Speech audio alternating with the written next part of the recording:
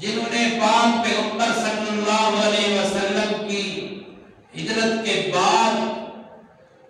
ہجرت کے اندر تاخیر کی، ہجرت میں دیر ہو گئی اور سبب بنی اولاد، مال، جائیدادیں، کہ اگر ہم مکہ مکرمہ کو چھوڑ کر مدینہ منورہ چلے گئے تو مکہ مکرمہ کی جائیدادیں کدھر جائیں گی؟ کسی کی رکاوٹ جائیداد بن گئی، کسی کی رکاوٹ مال بن گیا، کسی کے راستے کے رکاوٹ اولاد بن گئی کہ یہ چھوٹے چھوٹے بچے اور اولاد یہ کدھر جائیں گے؟ انہوں نے صراحت موقع نہ جانے دیا یا ان کی محبت آر بن گئی تو وہ بیچارے سفر نہ کر سکے، ہجرت نہ کر سکے، دیر سے ہجرت کی۔ جب دار ہجرت مدینہ منورہ پہنچے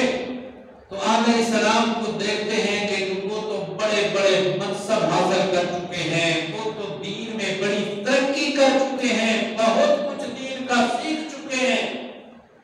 اور ہم پیچھے رہ گئے۔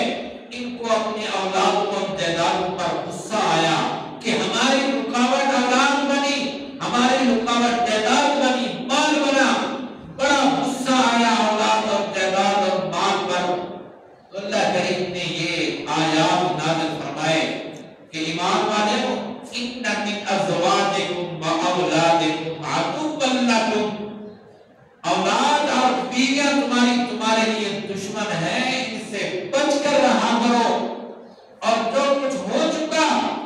ان تعفوا وتصفحوا وتغفروا، جو کچھ ہو چکا ہے تم سے ہجرت کی تاخیر، یہ بیوی اور بچوں اور اولادوں کو معاف کرو،